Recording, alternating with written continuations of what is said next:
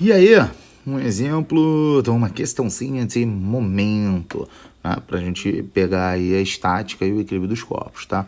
O sistema é constituído por 6 moedas idênticas.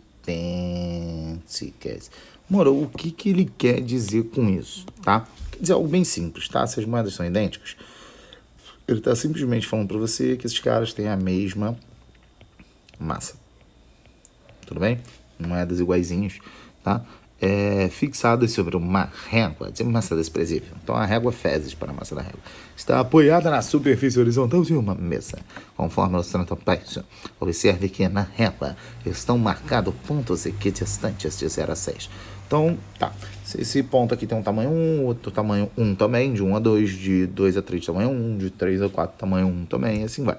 Ao se deslocar a régua para a direita, o sistema permanece em equilíbrio. Opa, cara, falou a palavra equilíbrio para você? Automaticamente, você tem que pensar em duas coisas. Que a força resultante dos corpos vale zero e momento resultante vai ser zero. Então, assim, quando se disser a palavra equilíbrio, não tem que satisfazer uma ou a outra condição. É uma e a outra condição. As duas têm que estar satisfeitas, senão o corpo não está em equilíbrio, tá? Até determinado ponto da régua, que atinge a extremidade da mesa. De acordo com a ilustração, esse ponto está representado pelo seguinte número. Pô, Moro, não entendi muito bem não. O que está acontecendo? Aqui, a gente tem que usar uma coisa muito importante para exercício físico e imaginar o problema. Então, primeiro, o que vale eu saber que os corpos têm a mesma massa? Do que isso me serve? Serve para eu entender as forças que estão sendo feitas. Eu tenho 6 moedas. Então, aqui que tem uma moedinha só, a força que está sendo feita é uma força P. Força peso, como você contou, chama de P. Tá? Mas se aqui tem uma moedinha, automaticamente aqui tem 5 moedinhas. Então, no zero é aplicado sobre a régua uma força 5P. Tá?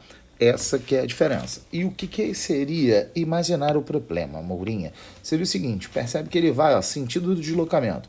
Ele vai empurrando a régua. Então, como se eu imaginasse que aqui, ó, eu tenho a quina da minha mesa, tá?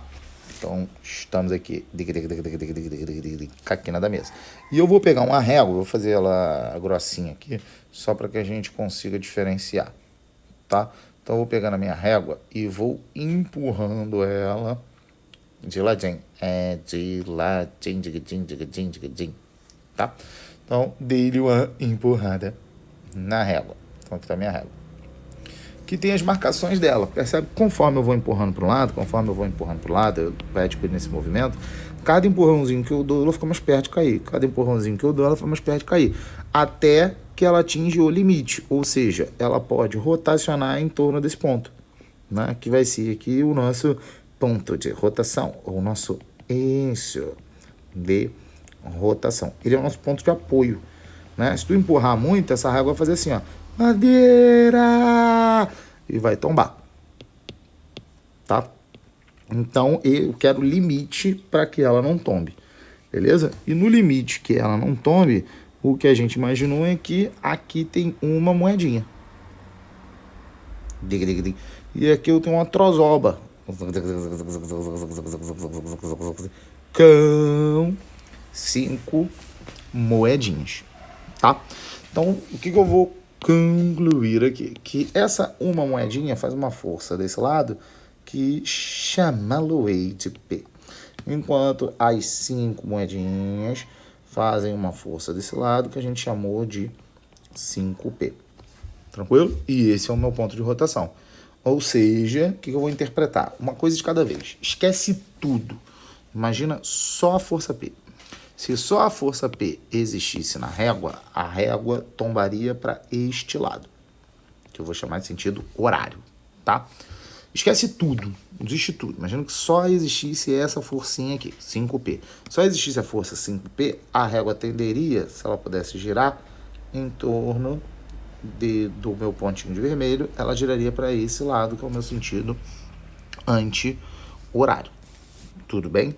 Foi? Então você faz uma coisa de cada vez. Imagina só uma força, vê para onde ela gira. Imagina só a outra, vê para onde ela gira. Vai devagarinho.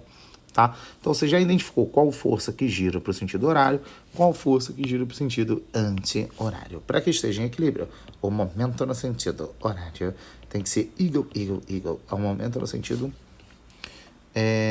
anti-horário, tá?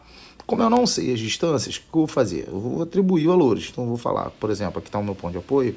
Vou botar aqui de outra corzinha. Tá um rosinha aqui. Aqui está o meu ponto de apoio. Tá? Então, essa distância das 5 moedas até o meu ponto de apoio, eu vou chamar de chas. E a distância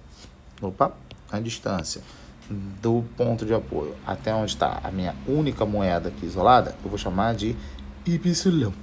De modo que chess mais y tem que dar o tamanho da régua, né? Que ele ilustra aqui. O tamanho da régua vale 6. Tranquilo? Então, levo eu. Força no sentido horário, que é essa daqui. Ela vale P. Tamanho de distância de P até o ponto de apoio. Y. Tá? Força no sentido anti-horário. Ela vale 5P. Tá? Tamanho da distância do meu 5P até o ponto de apoio. Chas. Então, vejo que tem um P de um lado, tem um P do outro, ó. Dá para simplificar. Tipo essa conclusão. Aqui o meu y é igual a 5 chas. Tá? Então, o y é igual a 5x. Ou seja, o y é 5 vezes maior do que o x. Mas a soma tem que dar 6. Opa! Então, se eu falar para ti que esse tamanho aqui da minha régua vale 1, esse tamanho da reguation aqui tem que valer 5. Um é 5 vezes maior que o outro. E a soma tem que dar 6. Então, em que positions vai estar a minha régua para que ela esteja em equilíbrio? Na posição number 1. Tranquilo? Nosso primeiro exemplo aí de